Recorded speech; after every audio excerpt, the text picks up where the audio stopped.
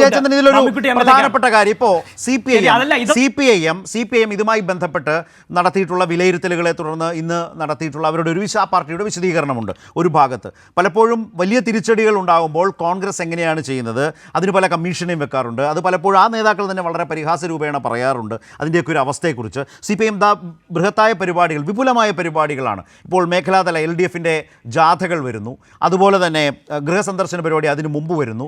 കേന്ദ്രത്തിനെതിരായ സമരം, സത്യഗ്രഹ സമരത്തിലേക്ക് മുഖ്യമന്ത്രി അടക്കം പങ്കാളിയായി കൊണ്ടുവരാൻ പോകുന്നത്. അതായത് വരാൻ പോകുന്ന മാസം, 2 മാസം എന്ന് പറയുന്നത് വളരെ പ്രധാനപ്പെട്ട നിലയിൽ രാഷ്ട്രീയമായി കേരളത്തിൽ ആ നിലയിൽ മുന്നോട്ട് കൊണ്ടുപോകാൻ CPIM. ഇതിനിടയിൽ ഈ കർണാടക സർക്കാർ വലിയ തോതിൽ ബുൾഡോസർ രാജിനെ ഏറ്റെടുത്തത് കേരളത്തിലെ കോൺഗ്രസിന് വലിയ തിരിച്ചടിയായി മാറിയിട്ടുണ്ട്. പ്രത്യേകിച്ച് മുഖ്യമന്ത്രി പിണറായിയുടെ ഒരു ഇടപെടൽ വന്നപ്പോൾ ഇപ്പോൾ അവർക്ക് സിദ്ധാരാമയ്യ സർക്കാരിന് പുനരധിവാസത്തിലേക്ക് പോകാൻ നിർബന്ധിതമായല്ലോ. അപ്പോൾ ഇതും കേരളത്തിലെ കോൺഗ്രസിനെ ബാധിക്കുന്ന ഒരു വിഷയമാണോ?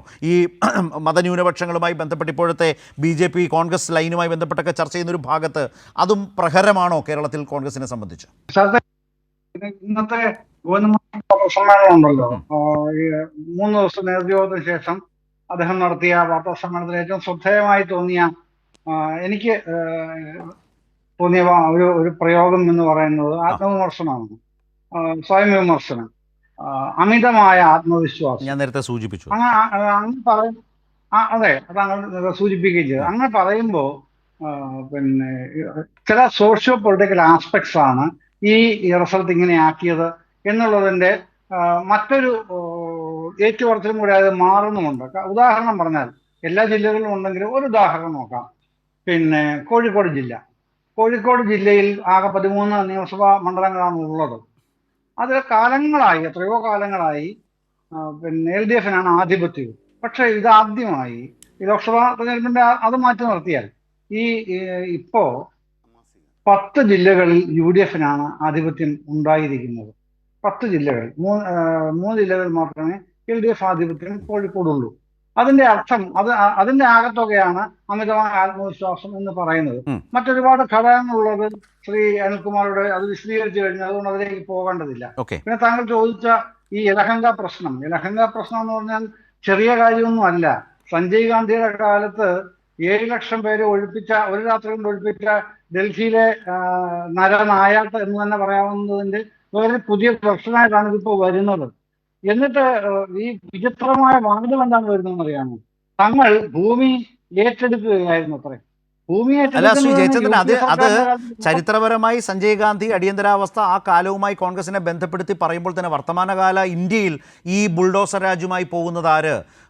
സംഘ് പരിവാർ, ഹിന്ദുത്വ ശക്തികൾ, അത്തരം ആ ഭരണകൂടങ്ങൾ അവരുടെ ഒരു അധികാര പ്രയോഗത്തിൻ്റെ ഭാഗമായി ബുൾഡോസർ രാജിനെ നടപ്പാക്കുന്നതിനെ വിമർശിക്കുന്ന പ്രതിപക്ഷത്തെ പ്രധാനപ്പെട്ട പാർട്ടി ഭരിക്കുന്നൊരു സംസ്ഥാനത്ത് ഈ വിധത്തിലേക്ക് ഈ ദുർബലരായ മനുഷ്യരെ പൊടുന്നനവെ ഒരു പുലർച്ചെ JCB കൊണ്ടുവന്ന് തകർത്ത് അവരെ വഴിയാധാരമാക്കുന്ന പെരുവഴിയിലേക്ക് ഇറക്കി വിടുന്ന ഒരു അവസ്ഥയാണ് ഉണ്ടായിട്ടുള്ളത്. ആ രീതിയിലൊരു വർത്തമാനകാല രാഷ്ട്രീയത്തിലെ താരതമ്യം അത് ഭയാനകമാണല്ലോ.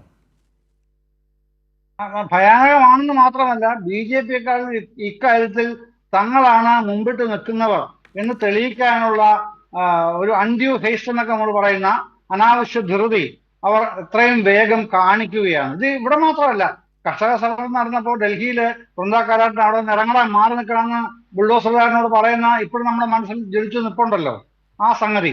അപ്പൊ ഇവിടെ പ്രത്യേകം ശ്രദ്ധിക്കേണ്ട കാര്യം, താങ്കൾ ആ സംഘപരിവാറിന്റെ കാര്യം പറഞ്ഞപ്പോഴാണ് ഞാൻ അത് ആ ഒരു ആസ്പെക്ട് കൂടെ പറയണം എന്ന് എനിക്കൊരു അതുകൂടെ പറയുന്നത്.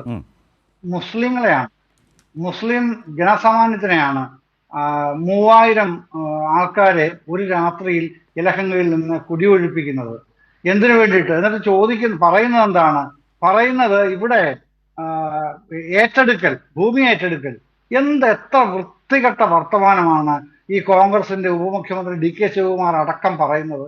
എത്ര വൃത്തികെട്ട വർത്തമാനമാണ്, ജനാധിപത്യ വിരുദ്ധമായ വർത്തമാനമാണ്. കാരണം ഇതിന് 2013 പാർലമെന്റ് പാസ്സാക്കിയ നിയമമുണ്ടല്ലോ, ഏറ്റെടുക്കൽ നിയമം. അതനുസരിച്ചാണല്ലോ കേരളത്തിൽ NH-66 നിർമ്മാണത്തിൽ ഉടനീളം ഭൂമി ഏറ്റെടുത്തതും ആൾക്കാർക്ക് കോടിക്കണക്കിന് രൂപ വിതരണം ചെയ്ത് താങ്കൾക്ക് നേരിട്ടറിയുന്ന ഒരുപാട് കാര്യങ്ങളുണ്ടല്ലോ. ആലപ്പുഴ ജില്ലയിലും മറ്റു ജില്ലകളിലും അടക്കമുണ്ടല്ലോ, എത്രയോ പ്രദേശങ്ങളിലുണ്ട്.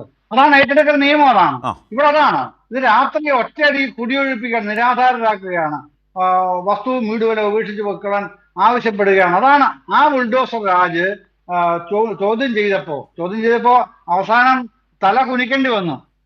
പിന്നെ ആരുടെ മുമ്പിൽ? അതെ. മറ്റാരുടെ മുമ്പിലില്ല. തൗഫീഖ് രാജൻ തല കുനിക്കേണ്ടി വന്നത് കേരള മുഖ്യമന്ത്രി സഖാവ് പിണറായി വിജയന്റെ മുമ്പിൽ തല കുനിക്കേണ്ടി വന്നു ഈ DK ശിവകുമാർ എന്ന ഉപമുഖ്യമന്ത്രിക്ക്. പിന്നെ അതിസമ്പന്നന്. അപ്പൊ ഒന്നുകൊണ്ട് ബൈരഗൌഡ എന്ന് പറഞ്ഞ റവന്യൂ മന്ത്രി, കോൺഗ്രസ് നേതാവ്, അയാളുടെ മണ്ഡലത്തിലാണ് ഈ യലഹങ്ക സ്ഥിതി ചെയ്യുന്നത്. അവിടെയാണ് ഈ കുടിയൊഴിപ്പിക്കൽ നടന്നത്. അപ്പൊ ഈ ബൈരഗൌഡയെ നിങ്ങൾ എന്തെങ്കിലും ചെയ്യുമോ? അയാൾ ചെയ്ത ഈ ജനാധിപത്യ വിരുദ്ധമായ നടപടിക്കെതിരെ അയാളെ ഒന്ന് സസ്പെൻഡ് ചെയ്യാൻ കോൺഗ്രസ് ഹൈക്കമാൻഡിനോ അല്ലെങ്കിൽ നമ്മുടെ ബഹുമാനായ KC വേണുഗോപാൽ MP സംഘടനാ സെക്രട്ടറിക്ക് എന്തെങ്കിലും ഒരു നടപടി നിർദ്ദേശിക്കാനാകുമോ? ധൈര്യമുണ്ടോ എന്ന് ഞാൻ ചോദിക്കുന്നില്ല. കാരണം വലിയ പോസ്റ്റിരിക്കുന്ന ആളല്ലേ KC വേണുഗോപാൽ. അത് ഒന്ന് ചോദിക്കാനെങ്കിലും ഒന്ന് വാ തുറക്കാൻ പറ്റുമോ? ശ്രീ തൗഫീഖ് രാജൻ, നിങ്ങളെ ബൈരഗൌഡ, നിങ്ങൾ എന്തിനാണ് ഈ പണി കാണിച്ചത്? നിങ്ങൾ കാണിച്ചത് ജനാധിപത്യ വിരുദ്ധമാണ്, പാർട്ടി ഇതിനോട് യോജിക്കുന്നില്ല, അംഗീകരിക്കുന്നില്ല, വിശദീകരണം ആവശ്യപ്പെട്ടു, വിശദീകരണം തരണം എന്ന് പറഞ്ഞെങ്കിലും ഒരു കത്ത് കൊടുക്കാൻ തയ്യാറാകുന്ന മാനസികാവസ്ഥ ഉണ്ടോ കോൺഗ്രസ് ഹൈക്കമാൻഡിന്? അല്ല. ഇല്ലല്ലോ. അതെ. എന്താണ് സൂചിപ്പിക്കുന്നത്? ശരി.